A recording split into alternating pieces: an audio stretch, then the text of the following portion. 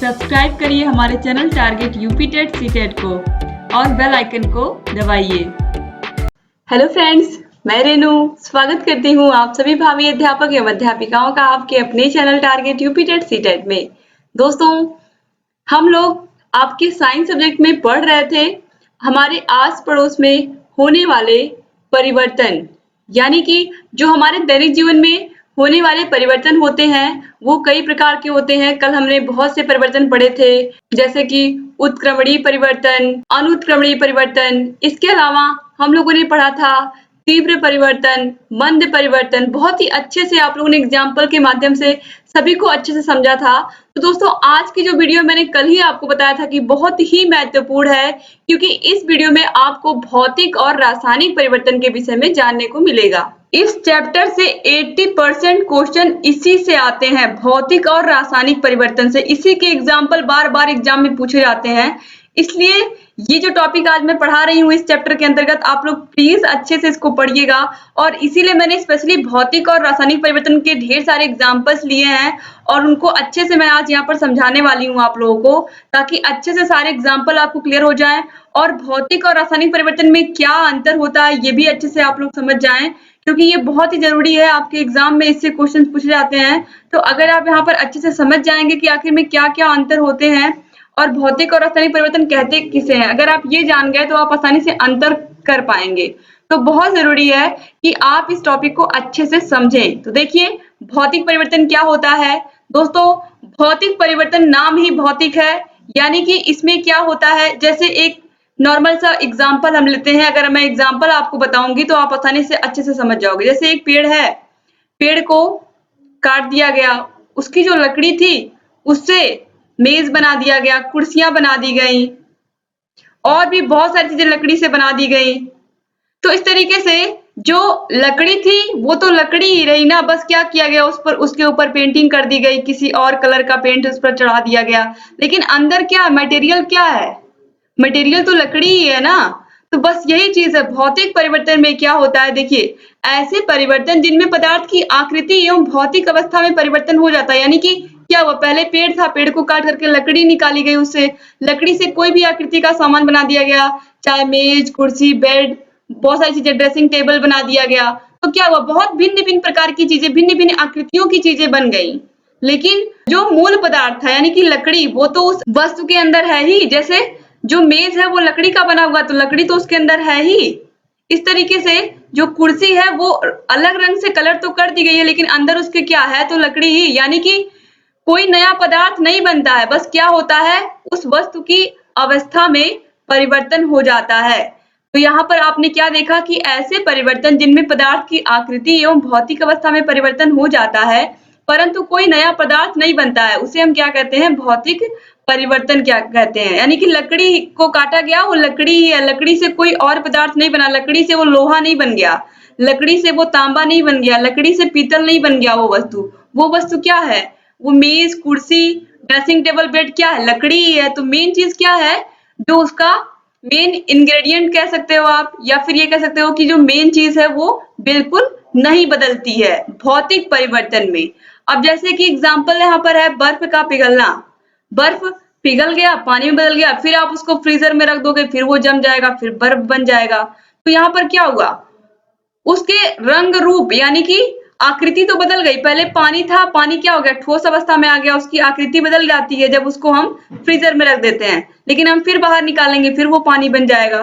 तो इस तरीके से क्या है, ये क्या है, बर्फ का पिघलना भौतिक परिवर्तन है। इसके अलावा मोम का पिघलना, घी का पिघलना, ये भी क्या है, भौतिक परिवर्तन के अंतर्गत आता है। क्यों, क्योंकि मोम जब जलता है तो पिघलता है, क्या फिर वो क्या होता है, जम करके फिर मोम में बदल जाता है।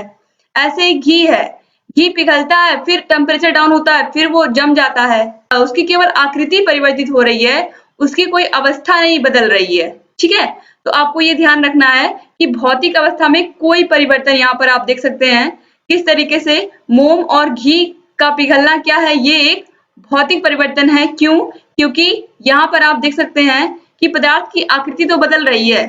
पहले क्या है, घी क्या है, घी यहाँ पर आपने देखा कि वो किस अवस्था में है, घी ठोस अवस्था में है, और जब वो पिघल गया तो वो द्रव अवस्था में हो गया।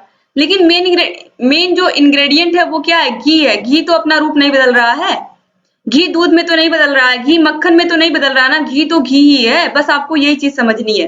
जैसे मोम पिघल रहा है, फिर वो मोम में ही बदल रहा है, मोम किसी और चीज में नहीं बदल रहा है, तेल में नहीं बदल के चला जा रहा है या तेल नहीं हो जा रहा है।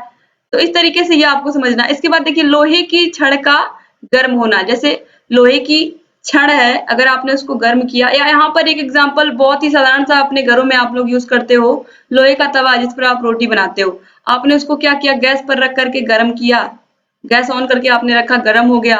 फिर उसके बाद जब आपने रोटी बना लिया, रोटी बनाने का काम खत्म हो गया, फिर आपने उसको नीचे रखा, फिर क्या थोड़ी देर बाद वो क्या हो गया, ठंडा हो गया।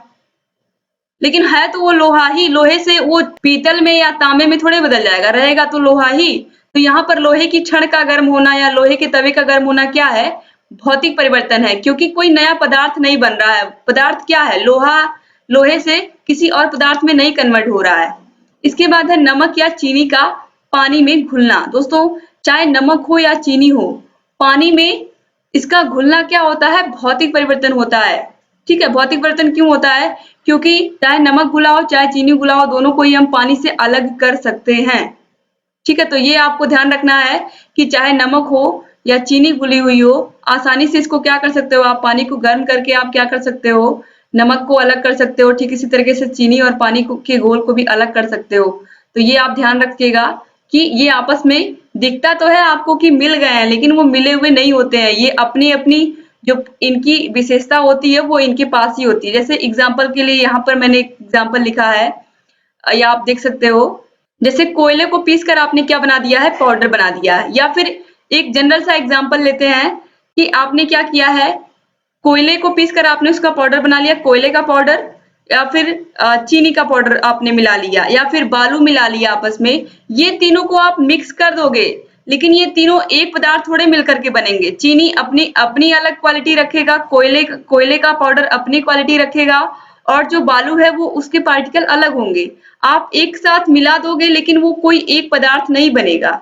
ठीक है, वो अपनी अपनी विशेषताओं के साथ ही रहेंगे, जो उनकी विशेषता है।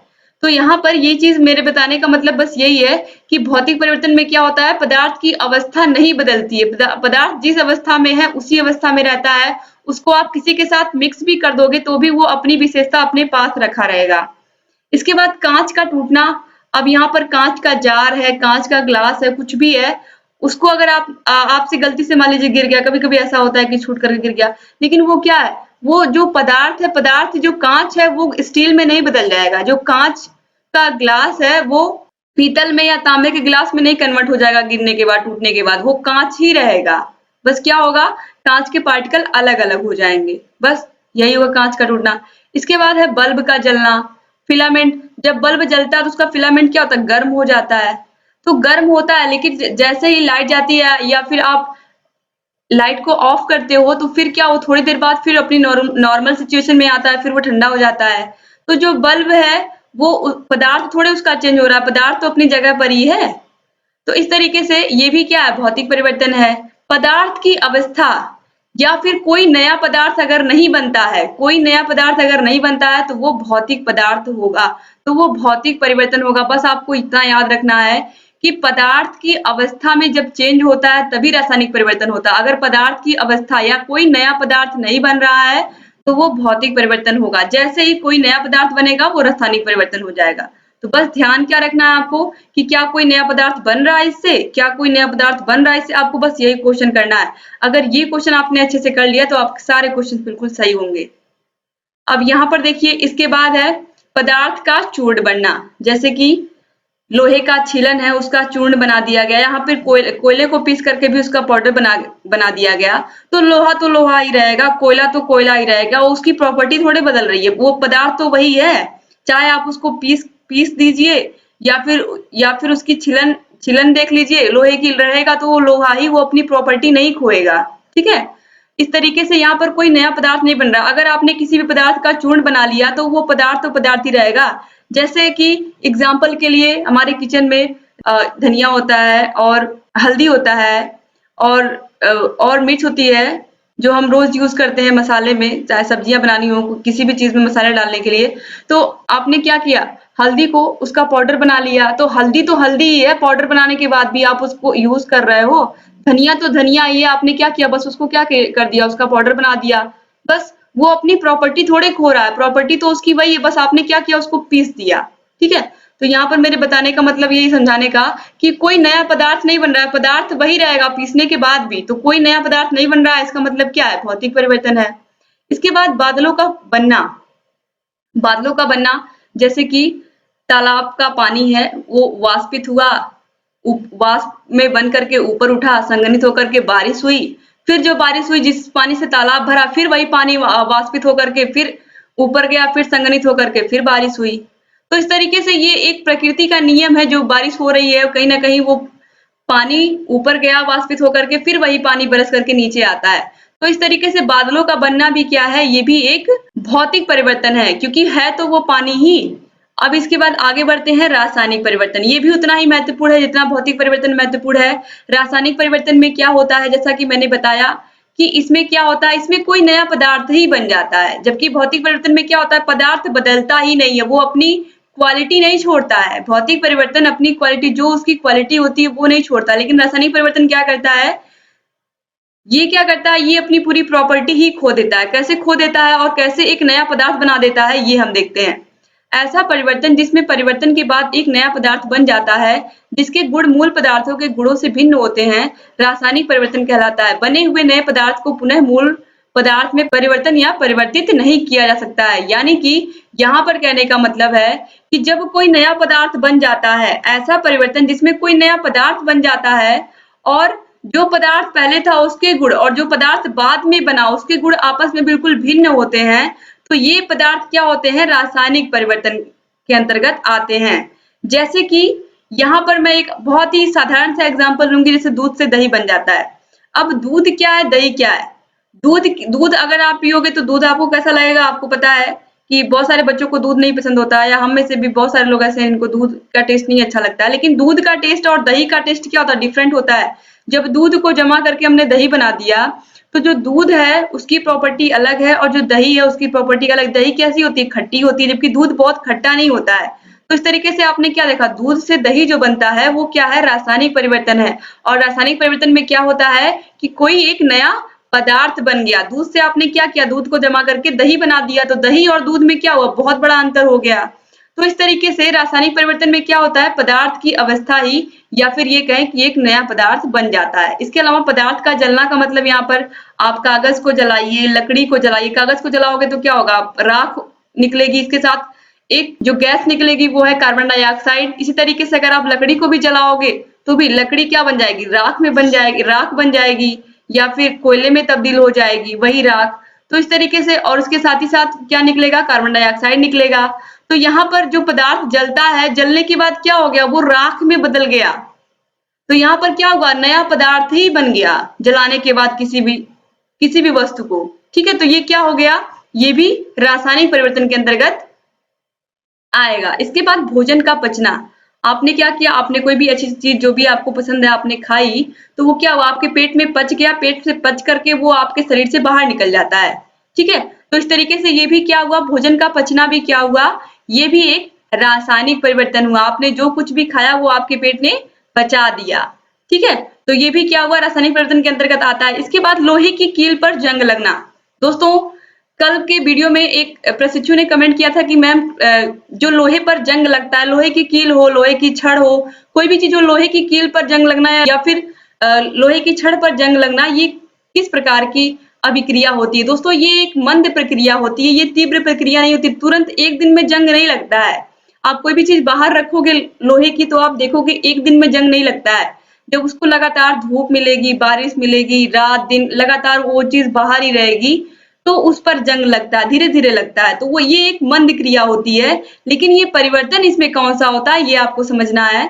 तो इसको हम मंद परिवर्तन के अंतर्गत भी रखते हैं। और रासायनिक परिवर्तन तो होता ही, क्यों होता है, क्योंकि लोहे की कील पर जंग लग जाती है, और जंग लगने की क्रिया को हम क्या कहेंगे, रासायनिक परिवर्तन कहेंगे। ठीक है, तो आप याद रखिएगा, क्योंकि जो लोहे के ऊपर जंग लगती है उस जंग में बहुत सारे नए पदार्थ आ जाते हैं, इसी वजह से उसमें जंग लगती है। तो यहाँ पर भी आपको ध्यान रखना है कि ये रासायनिक परिवर्तन होता है, एग्जाम में आपको गलत करके नहीं आना है। इसके बाद दूध का फटना, दूध का फटना भी क्या होता है, रासायनिक परिवर्तन होता है। कैसे, अगर आपने मान लीजिए दूध को आप गर्म करना भूल गए, आपने सुबह आपने दूध लिया, दूध वाले ने आपको दूध दिया, आप उसको गर्म करना भूल गए, तो दूध क्या होगा, फट जाएगा। अब उस फटे हुए दूध को आप फिर से अच्छा वाला दूध बना सकते हैं, जो दूध आपको सुबह दिया था ग्वाले ने, नहीं बना सकते ना। तो बस अगर आपने कोई नया पदार्थ बना दिया या फिर ये कहें कि आपसे कोई नया पदार्थ गलती से बन गया, जैसे कि दूध फट गया आपसे गलती से, तो फटने के बाद आप फिर से उसको वही दूध नहीं बना सकते हो। तो फटने के बाद तो वो अलग पदार्थ बन गया, एक नया पदार्थ बन गया, उससे आप पनीर बना लीजिए। और क्या कर सकते हैं आप, अगर दूध फट गया आपका, यही कर ही सकते हैं। तो यहाँ पर दूध का फटना भी क्या हुआ, रासायनिक परिवर्तन हो गया।